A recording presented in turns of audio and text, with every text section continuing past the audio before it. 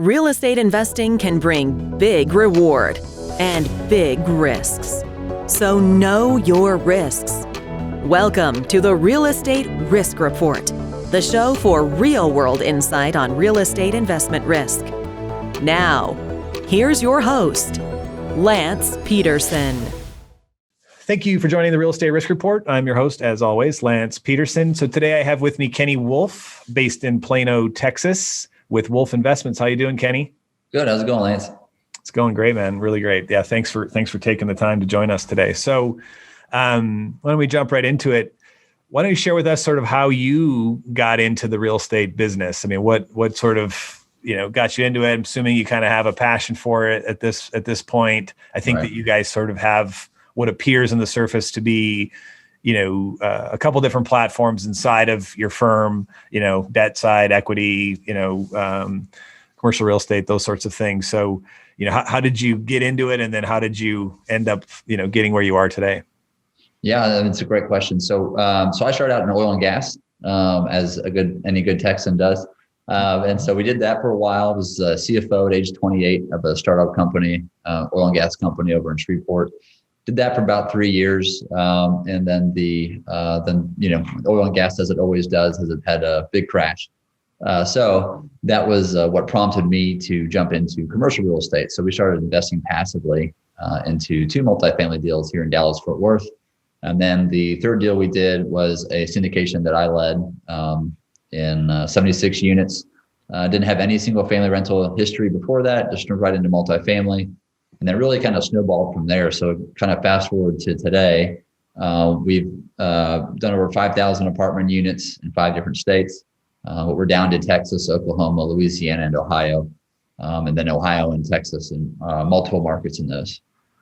Yeah, very good. So like you said, like on the unconventional path, it sounds like was sort of skipped the whole single family piece and kind of went straight to multifamily. For you guys, is that the sole, is multifamily the asset type of choice? Like that's what you're actively looking for So we still do that. Yeah. We still acquire existing multifamily, but about 3 years ago, I wanted to be a little bit broader as a kind of more of just a real estate investment company. So we added triple net. So we buy dollar stores, Advanced Auto Parts, Walgreens, on those under a fund. We're on our third fund on that. And then about that same time, I bought some townhome lots, not knowing what I was doing on the construction side. Didn't take any investors because I didn't know what I was doing. Built those, got those done. And then kind of fast forward today as we're building an 88 unit multifamily complex here in Dallas, Fort Worth, ground up. And then the big store, on that same development arm, we're seeing a lot of traction in buying some of these office buildings in downtown settings across the U.S. And we're going to convert them to multifamily. So we bought the Rockefeller building in downtown Cleveland in August of 2020. So it's a historical building built by the Rockefellers, all that kind of cool stuff. And then it's office today. We'll convert it to A-class multifamily. Got it. Yeah, very cool. Yeah. So you definitely, you've got, so it goes, kind of beyond that. So, you hit on that sort of expansion. So maybe share with us, is you guys like building this out, right? Like we sort of like leap some canyons, I'm sure, right? As you've taken on these different things and you kind of led a little bit to the, hey, I dabbled in sort of condo townhome stuff with my own money, figure that out, development. And now you go there. So for you, if you've built out and sort of have a more robust, true real estate investment firm, what were the key things that you had to do? Like, was it a matter of adding certain types of like other people to the team that would have that skill set, or, how did you guys kind of grow and scale and get to this point where, you have some depth and breadth to you? Right. Absolutely. So we now have managers over all 3 silos. I call them silos, the existing multifamily, triple net, and then our development arm. So we've got managers there that oversee all those projects that we have going on, which is nice. You don't, as starting out, you don't have that luxury. You kind of wear all the hats. Yeah. But as as we've grown and in the scale of our portfolio and different asset types, we brought on more talent to help manage those assets. Yeah. So So for you, when, kind of as the leader of the silos, so to speak, and the whole firm, I mean, is there this investment philosophy that you kind of stick to, or these mantras internally that you guys use to, have infused into the organization to ensure that, here's how we assess opportunities? Because it seems like, a lot of firms, especially when you start to go that direction, you can kind of get some indigestion, right? Like it's not that there's shortage. I mean, there's plenty of opportunity, right, in the market. And, but so how do you guys balance that? Is it based on sort of like, this is how I see things and this is the kind of stuff I want, or, how do you dictate that down through the organization? Yeah. And so, I mean, the reason why we went to those three different kind of asset types is to balance the risk and reward ratios to our investors and have them something different to look at than just existing multifamily. And they also have different tax benefits too, right? And so we always look at it from that point of view on an acquisition, like what are the returns we can get to our investors? So on the existing multifamily, if we don't think we can double their equity in 5 years or less, then we pass on the deal. For the commercial fund, the metric is for us, we try to hit between an 8 and 10% cash on cash return a year to investors. We pay that monthly, but we look at the annual event there. And again, so we'll probably hit with the principal pay down and some appreciation, not as much, 18% a year on those is what we're looking at. And then the development, minimum on that is the projected returns is to double the equity in 2 years. Once the project is stable, done and leased up and stable, that will help double the equity. Got it. Yeah. And that makes a lot of sense. And, so it's a function of, this allows people to sort of get income and growth. Right. Exactly. Yep. Depending upon what they're looking for and where they're at. So so let's kind of like kick into like the development side. I'm just curious as to, right now, I mean, how do you kind of view the development? I mean, I've heard, some are, still bullish on development, especially in areas like, Dallas, Fort Worth, and tell me like how you guys decide whether you think there's an area or market or submarket is worth developing in. Like, how do you make that assessment that, hey, let's go ground up on an 88 unit, project? I'm assuming you wouldn't do that everywhere. And like you said, you had some conversion stuff too, and that kind of thing. So how do you guys look at that? And so, I mean, really the markets where we've been in that are for the existing multifamily, I mean, once we feel like we're outpriced by selling the C-class, we're seeing C-class deals here in Dallas, Fort Worth sell for $90,000, $95,000, $1,000 a door.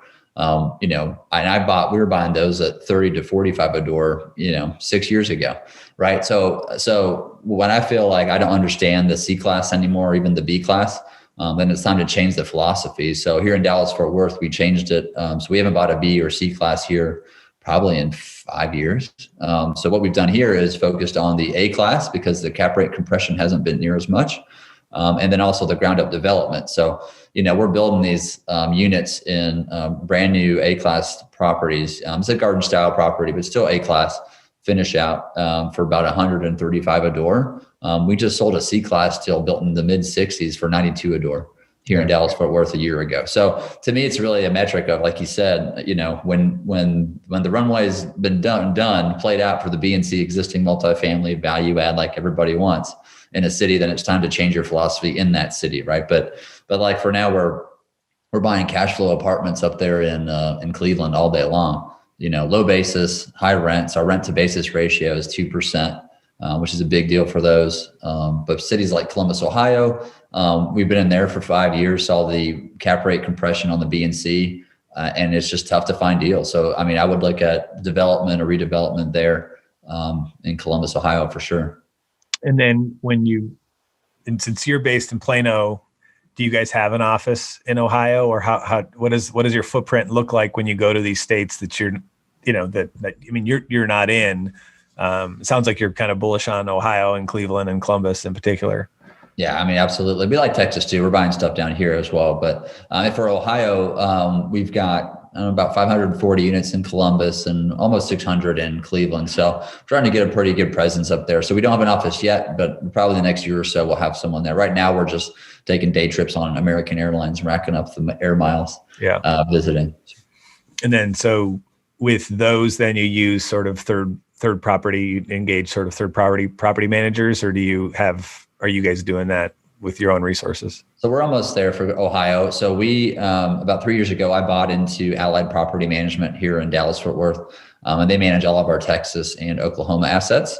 And then we're actually on the cusp of acquiring an Ohio property management company as well. So we'll tuck them in. And so I think by June of this year, we'll have everybody under the same management company. Got it. Yeah. So the sort of the third party, the vertical integration sounds like it's a key for you guys. How about on the construction side too? Are you doing that, or are you using like other general contractors or? Yeah. So for the existing multifamily, we do that on our construction arm. But for the ground up stuff, that company is not yet there. And so we use GCs for that. Got it. So, we kind of hit on that. Like I always like to dig in. It sounds like since you guys have a little bit, broader footprint too, you probably can speak to this, but so, which markets right now are you really, bullish on? I mean, obviously when you read the news, right, it seems that there's a lot of in-migration into Texas in particular, right? And it seems if that continues, I'm assuming that there's not enough supply, right, of housing. So, you have that sort of shortage. But are there other areas that we haven't kind of talked about that are on your radar that you'd look for? And if so, how come? Yeah. So we're buying an A class here in downtown Dallas. So we still buy here and we're building here in Dallas, but the pricing is so high for B and C. We've kind of moved out for that. So our B and C acquisitions, those are right now we're working on one in East Texas and Longview, Texas. We've got a couple assets out there now. Wichita Falls, El Paso, Amarillo, kind of looking on those from all the way from El Paso to Longview, which is a wide, road there. So. And then we're pretty active in Cleveland right now, buying up a whole bunch of C-class because we see the cap rate compression. So right now we're buying for cash flow and just going to wait for the New Yorkers to come pay too much. So right, exactly. So you come in and get it stable, and then they're going to throw it into their REIT or whatever they do with whatever they're looking for. So for you, it sounds like you use a fund structure kind of for the triple net stuff. The Dollar Generals, which I'm assuming because it's the price tags and some of those are $1 million or $1.5 million sort of, right? Is that they're well, that's partly.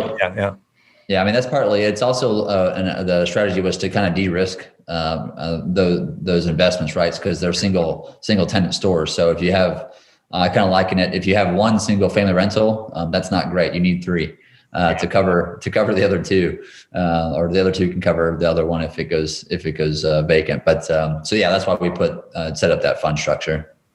And do you use is it a close-ended sort of structure? And just for those there, right? So when I say close-ended, I mean I put my money in. The only way I get out of this thing is if the assets are liquidated. Whereas an open-ended structure to me means I put my money in and you give me some kind of redemption right at some future date where I can get out of the partnership, so how do you guys have those sort of structured? Yeah, so ours is closed. We raise money for 12 months, kind of a straight 12 months on each fund. And then it closes out on the equity side. And we just, as we go along in that 12 months, we acquire as many assets as we can underneath that fund. And then cash flow starts pretty quickly once we buy that first store in that fund. It starts cash flowing monthly to investors on there. And then as the goal there for the exit is as a store comes up for renewal, once that renewal is signed, we'll put that individual store on the market to sell, and then get folks back some of their initial equity plus the profit. Yeah, got it. So for that, it ends up being probably pretty tax efficient then too. I mean, I don't know, what is the depreciation, like how much depreciation pass through is going to those partners? So like how much of that 8 to 10% sort of cash yield is being exposed to like as taxable? Is it? So we don't get so we don't get as much depreciation on those as multifamily. So I mean, I'd say if it's a 10%, you're probably 3 to 4K or 3 to 4% of the 10, if I'm saying that right. Yeah, that's is protected by. Yeah, it's protected by the depreciation. So a lot of our folks actually kind of marry multifamily and triple net, because multifamily, we don't want to get too much depreciation to offset. It offsets way more, through the cost seg studies that we do on the multifamily. So that can offset some of the income strategy for the triple net as well. Yeah, I mean, I think that's especially for those that are, the IRS, meet the IRS sort of real estate professional designation, being able to use sort of all those losses from the accelerated bonus depreciation or the cost seg studies, the accelerated depreciation, to then offset. That's what's always interesting, is looking at that's why I like what you guys have done. I think it makes a lot of sense. I mean, to pan out a minute, right? And we'd step away from why does one do this? Well, right. You spend all this time to build these relationships with these investors, right? Whoever they are, right? Well, their portfolio has its own set of, I call them problems, that need to be solved. Like, I need some income, right? So I need something to produce some income. I need something that can be my growth, right? Like all something that's defensive, something that's whatever. And so when you're allocating, well, the cost of acquisition of an investor relationship, right? So someone who's listening to the show is like, man, this is great. I love this stuff. I want to invest. Well, the cost to acquire you as an investor is pretty high. And the reason why is because I call it the transaction is trust, right? Well, step one is I've got to get you, who I don't know, to trust me explicitly before you're going to be willing to invest money with me. Well, once I've done that, to your point, if all I do is sell you one thing, right, which is all I do is multifamily deals, which, oh, by the way, like you said, you haven't acquired a B or C or B in the last 5 years, right? Because of those sorts of constraints, you don't always have a deal, one. And then, and then two, it may not, if it's value add or whatever, I mean, you can't rely on it as cash flow. I mean, the property is going to generate cash flow. It doesn't necessarily mean that the investor is going to get it or as much, or it won't be as consistent as you'd like. Right. And so once you've acquired that relationship, being able to say, hey, we've got this other thing, you need income and your portfolio has it. How are you solving that problem? Well, today, right now, because the bond market is a mess, like fixed income, solving that problem of sort of the fixed income equivalent, there isn't many options in the market, whether they're public or private. It's hard to find yield right now. Right. So many people are they're trying to find anything that can generate that yield. So, when you see guys like Kenny and crew have done, that's what it is. And this is why we talk about risk, because that's basically what he's saying. Like, when you think about it, take the risk bands, you have something to offer them in every risk band, ostensibly. You've got ground up development, which is the riskiest stuff, right? Because there's so many things that can happen and things could go wrong. You need to be compensated for that risk. Redevelopment is a great example, sort of right above that, right? Taking existing building and redeveloping it into something not as risky as going ground up. It has its own challenges, but it's sort of I kind of put redevelopment in above opportunistic, and then value add, right? Like, how can we get into something and that's more of that B or C class stuff. So when you say going to East Texas or going whatever, it's like, how can you go buy right and then create forced appreciation through whatever your strategy or business plan is? And then ultimately, these Dollar Generals are sort of can be the coupon clipping equivalent, which, albeit, at those levels, it's pretty, to me, I interpret that as the best risk adjusted return. When you think about it, even though it may be exposed to some taxation, it's still after tax can be really, really solid. And not to mention somewhat liquid too. I mean, as far as real estate goes, like you said, like you kind of, it has liquidity. It's being traded, right? To some degree. Would that be fair?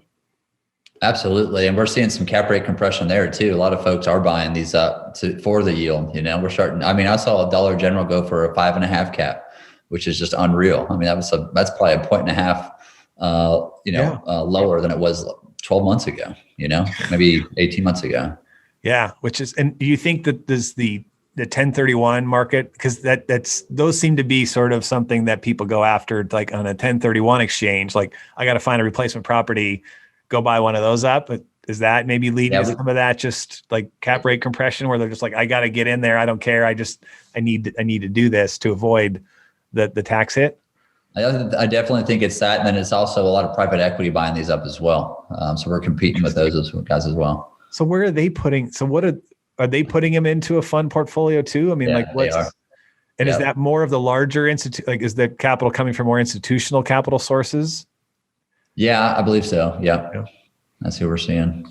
Yeah. I mean, that would make sense. I mean, some of these have been, some of these pension funds and endowments, they just haven't done as well. I mean, clearly, the results aren't as great as they would hope they would be, right? They're kind of going backwards. So, them snatching it up and overpaying for it, it just shows you how big of a problem it is. They're just, they're losing ground.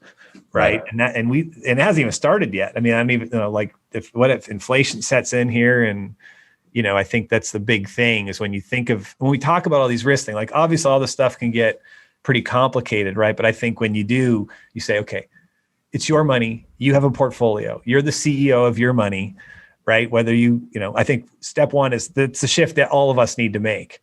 Right. Like, if you've engaged an investment advisor or wealth manager or whatever, like, okay, fine. But they're just a member of the team, right? That you need to be coaching here, you need to be managing, and you need to take, I think everyone now needs to take more responsibility. I think that's what's becoming, everyone's becoming more and more aware of. You see this insatiable appetite now for sort of educational material on these topics because people are realizing like, man, I got to learn this stuff. I've got to understand it. But I think if you look at it from, obviously when you talk to real estate guys love jargon, and many of them are like deal junkies. Like they love to do deals. They're deal makers or negotiators, and they talk like that.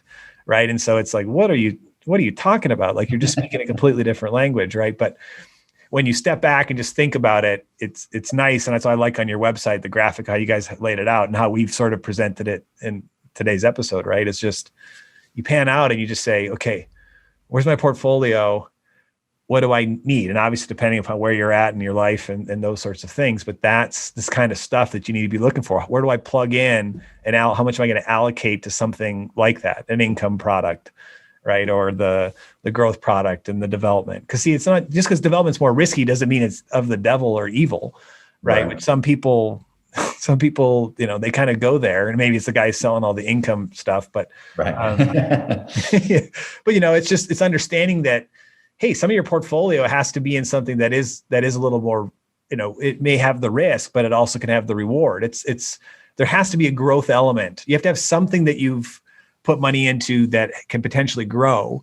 And historically, that's what we call the stock market, right? And equities, but it's not that it's a bad either. You have to, you should have exposure to some of that too. But as we're seeing, that market is so efficient, but it's volatile, right? And so, in the long run, you could probably get ahead, but they're also showing that most of the alpha is being generated by the number of companies that are generating all the returns are on fewer than fingers on one hand. Right. And it's so I think that's where we're at now, is just that how do you get exposure to it and understanding that just because sometimes and I'm sure your 88 unit, right? The pictures and the renderings are beautiful. Like, oh my gosh, I'd want to live there, and it's like, yeah, it's great, but it's like, that's not why you invest in that stuff. Right. Like, you don't invest in it because the pictures are pretty, right? You invest in it and go into a deal like that because you're saying, to your point, that's your criteria. Because what did you guys say? You want to 2x the money in 2 years? Yeah, exactly. Yep. Yeah. So it's like, you're going to take on some risk. I mean, that's the objective, get into this thing. But to push all your chips in on development deals would probably be a bad idea. Right. Yeah, I agree. Yeah. I mean, you got to have a few, I call them home run balls. You got to have a few of those out there, and see which ones hit and all that. So, but you got to balance it. And it's like you said, it's all about your, at what point are you in your life? Do you need more cash flow? Do you need more appreciation? What suits your needs. And so a lot of folks I'll have calls with new investors and like, and they ask me where to invest. I'm like, no. I don't tell you where to invest. You tell me where you want to invest. And if you don't know, let's reschedule a call where you can, that, cause they need to do some soul searching and see, what's your 5-year plan? What's your 10-year plan? What do you need today? Yeah. And that's why I like, I mean, it's not easy. I think I don't want to trivialize sort of what Kenny and his team have done here, right? Like you don't, I mean, we kind of did, I call it leaping canyons, right? Like we've only got 25 or 30 minutes or whatever, 40 minutes here to have this conversation, but it's, you know, to build a firm that has that much breadth with the required amount of depth, you know, is time. So for the participants in this business, right, real estate people, real estate investment firms, right, it's the long game, right? Like this is not a get rich quick, no matter what what other websites telling you, whatever, it's not a get rich quick thing for anybody, right? And I think at times it can maybe appear that way because even using terms like double your money in 2 years, whatever, that's underwriting criteria. It's just saying we're willing to go ground up if we believe that the business plan and we have, you know, that we can do, that it's possible. The answer will be no to doing the deal if you run all your budgets and all your things and you don't think that you can get there. What are the costs to build? What are all these things? You know, all that kind of stuff. That's how you decide whether you proceed with, you know, further diligence and deciding whether or not you're going to make that project, it's a viable project, you're going to do it or not.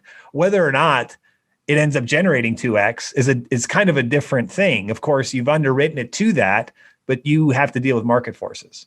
Absolutely. Yeah. Right. You have to deal with market forces. And I think that's the other thing people get confused at times is just, it's yes, they are the same thing, but it's more of there's so many things that you can look at to do. You have to have some criteria for deciding what you dig into deeper and what you don't. Right. And, you know, and that's when it comes to development. That's why I tell the guys are like, hey, what do you think I can price this out at? I'm like, it's the same thing, kind of another way of saying when I have sponsors saying this to me, I'm going, but don't you understand? Like you're trying to force the project to yes. See, like that's the issue. Like, right, absolutely. I mean, is that not lost on you? Like you've narrowed in and said, you found this piece of dirt and now you're going to do anything you can in all your power to make it a yes. Right. That's dangerous. Like absolutely. That's dangerous. That's not how this works. It's here's what it is. Let's see what's possible and see if it pencils. Does it meet these criteria? If it doesn't, then you move on. It's next, not absolutely at all. You know, and I think that when you're assessing people like Kenny and his team and Wolfe Investments, like anyone like that, like that's the stuff you want to dig into. Like there has to be a pipeline. There has to be we're committed to doing ground up development. We have a pipeline of projects. We have a whatever. If they don't, and they're just like, this is the one. It's basically like, nice to meet you. I'm out of here. Right. I mean, do you see stuff like that with guys in the market that are like just forcing stuff to be like, yes. Yeah, I mean, absolutely. I mean, and that's kind of why our structure is a little bit different. So a lot of folks do acquisition fees, preferred returns, and waterfalls. So we don't do an upfront acquisition fee and we don't do a pref.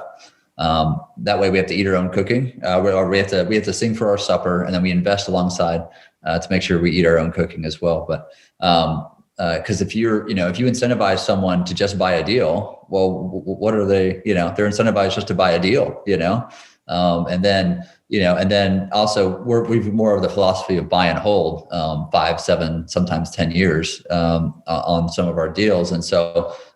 By doing it the way we're doing it, it makes sure we're always aligned with the investors. And so that's something else too, is you do see folks out there trying to force a deal just to buy it, you know, and whether that's just for the acquisition fee, that's very short-sighted in my opinion, but I think some folks could think of it that way. Yeah, that's right. Yeah. It's definitely, it's the same thing. Like, you know, acquisition fees aren't bad. They make sense, but it is understanding motivation, right? And so it's getting deeper than that, right? Like those who have criteria, right, and they can articulate it, which is what you did. Like it's just natural. Like this is how we do it, you know. Which is why I asked the question, because I already know like you're going to be a method to your madness and how you look at things. And then I've got a pipeline of opportunities. Most of them fall out because they don't meet said criteria. And then every now and then you get lucky and something's like this can work. Right. And then if that's how they approach it and they'll earn an acquisition fee, it is what it is. Right. Like that at that point, it's just this is where it differs for how people do things. Right. But it's understanding the motivation. It's understanding the process, understanding how they got there. And if it's a Hail Mary, I call it speculation. right? It's just like it'd be like, I never invested in a stock market, but when I heard the GameStop thing, I decided I'm a stock market investor, right? Like that, okay, like it's not time to jump in and suddenly become, all in on equities, right? Like, no, I don't care if I could make money. That's called speculation. That's why I don't gamble. Right. Like I don't need that. It's speculative. I don't control it. But if there's a process and a method to the madness, and there's a pipeline, and here's how we do things, and every now and then it's a commitment. And that's why I say, to me, hey, it's great that you guys don't, right? That you said, hey, we can build a business doing it this way. It doesn't involve acquisition fees. It doesn't involve having a preferred hurdle. Because frankly, I mean, that's more pro you. Like, you can offset the one for the other. We don't do an acquisition fee, but I'm not going to protect your downside with a pref. Okay. Right. It is what it is. Like, it's a trade-off. Right. Other guys are going to say, well, I need an acquisition fee because I got to feed all these people. Right. And whatever, it's fine. And I worked hard saying no to a gazillion things, and I finally got to say yes to something. So it'd be nice to sort of, be compensated for that. But that's the danger, is that things in most of the world aren't black and white. Right. It's just, it's an investor. It's understanding the rationality behind those decisions. Right. Kenny, why don't you have a pref? Why don't you charge an acquisition fee? Oh, glad you asked. This is why. It doesn't mean that you would talk to the next guy, that guy's wrong. It doesn't mean that, that he's right and Kenny's wrong. It just means that you got to understand why they did it, and what the implications of those decisions make. Like asset management fees or fund management fees. I've got guys coming in going, I'm differentiating by not having one. I'm saying that's a bad reason to do that. Why? Right. Why is it a bad decision? I'm like, because what if this happens? What if the thing that you thought was great and you invested and you bought it, and it turns out it wasn't? Pandemic, other black swan event or something. Now all of a sudden you're obligated, because you're the manager of this thing, to work these assets out. Now there's no income, right, coming off these things. So now you're working for free. Right. Are you one of those rare birds who's just going to work for free for fun? Well, no, I wouldn't, but I'm like, but that's what you're signing yourself up for. So if that's your differentiator, is that you're the one human running around who's willing to work for free, that terrifies me as an investor, because I don't believe that people are willing to work for free. Well, I think that people need to be compensated. Right? Yeah. Yeah. Yeah, they got to too. So yeah, and it's what I mean. It's not right or wrong. It's just saying, if you're independently wealthy and you can do that, or whatever, like you've got another stopgap and other sources of income, and you can do that, then that's fine. But be prepared. And the investor, this is what I mean. Like, don't judge everything that you see. Because I had a client of mine call yesterday, right? And he's like, we're doing this social impact thing. We're buying notes, and we're going to reposition them, and it's good for these communities. And so they have like the social impact thing, but they're being beat up by the investors because they're going to charge a 2% fund management fee and a 1% acquisition fee. Gotcha. So, and so he's calling me going, what is the market? So of course he goes right to, well, what is everyone else getting away with? Right. Or what else everyone else charging, which is fair. And I'm like, listen, it's okay. Other people are charging more than you are. So I can tell you that, like, it's not unreasonable. Right. But this is what you have to overcome, is that investors, it's dysfunctional buying practice. You can't perpetuate it with, I'm going to go run out and do a whole study on fees to substantiate it. I'm like, it's called salesmanship. It's saying, listen, if you don't buy into the social impact component of what we're doing, and clearly, if you think that 2% fee with these small dollar, whatever is exorbitant, then you're not a good fit. Right. Like, it's like, that's the answer. It's like, or I haven't done a good job of explaining what it is that we're doing. Right. And so that's the piece that everyone's got to, here's how we do it. This is why we do it. Here's how we get paid. Here's why this is good for you. Right. On both sides, having those sorts of conversations, but it takes time to realize those things. Right. And so as you guys bring like intake investors and things, do you have kind of that, like, hey, let us explain the whole the totality of the platform and how it solves all the problems? Or how do you guys do that? Yeah. So when we have new investors call in and want to set up a meeting, I kind of really, tell them a little brief history about us, kind of just like we did. And then ask them, what they're looking for. Is it cash flow, appreciation, a mix, things like that. So. But you got to figure out, because it's not all it's not a one size fits all, kind of deal. So that's why it's nice to offer those different options. Yeah, it definitely is. So for you, what was like the worst investment decision you ever made? Like whether it was stocks or any of it, just always curious, like what was the one that you wish you could take back? So I was trading stocks at 16 years old. This was in the late 90s. So I thought I was the next Warren Buffett. I turned 10,000 into, I don't know, like $25,000, $30,000 at 16. Thought I was great. And then the bubble burst and then that time. So it was, and then it went promptly back down to 10,000. So I learned a lot. I wish I would have sold, but anyway, but I learned a lot. And honestly, at that time, I didn't know enough about how to value equities, properly. It just was, it was a learning experience. So I didn't know about PEs or anything. I should have dug a lot more into it and, copying how, Warren Buffett's thinking, or Ben Graham's, Intelligent Investor book. Read that first. So totally. Yeah. And that's what's so great about those books, like you read all of Benjamin Graham's books and obviously anything that Buffett's written, his letters. I know that it is like the equities markets and, and kind of the public side of the equation, but that's kind of what we're getting. Everything that, we've kind of covered is it's value investing. I mean, that's what I think that at the heart of it, like your path was that you took, right, to develop, Wolfe Investments, right, is one of, it's the value investing that drives you to those things, right? It says, yeah, because that's why, I haven't bought for 5 years here. I'm not buying C and B. Well, everyone else is. Well, you're not buying because they are. Right. Exactly. Right? I'm selling. You're selling, right? Like that's value investing. And, right. and I think that the cool thing is that once you sort of that clicks in everyone's mind that like, okay, I don't need to be like Kenny. I don't need to be out there like on the job site with a hard hat, building stuff. And I can think the same way. I can use the same principles, right? And that's how you get into this game. And it is common sense, but it's thinking about value. Does it make sense to you? He lives in the city, people. He lives in Dallas, Fort Worth.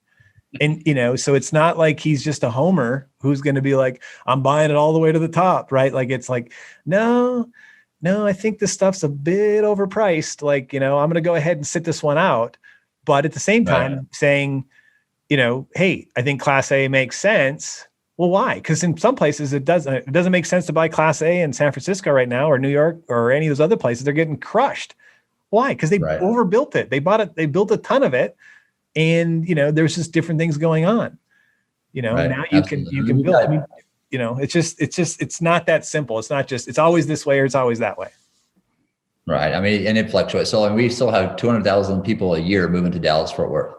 And it's just, we don't have enough apartments, and definitely not enough of the higher end stuff either.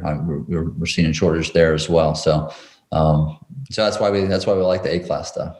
Yeah. Cool. Well, where can people find you? So I know how to find you, but how do other people find you?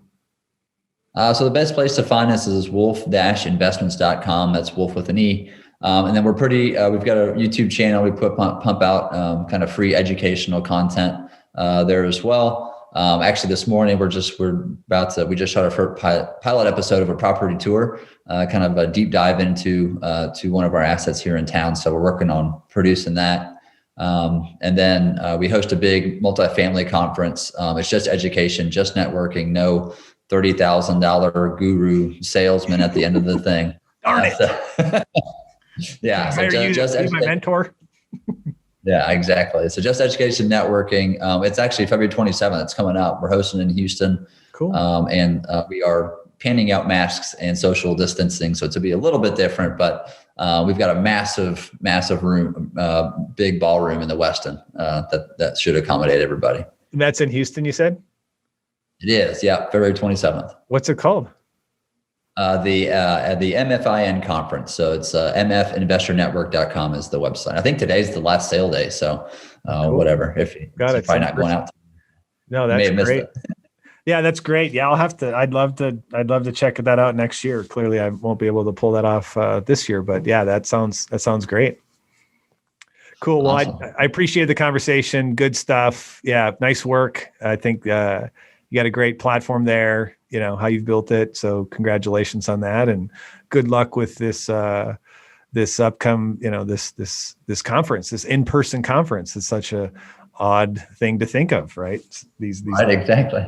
Well, thank you very much. I appreciate it. Thanks for having me on. You're welcome, Kenny. Take care.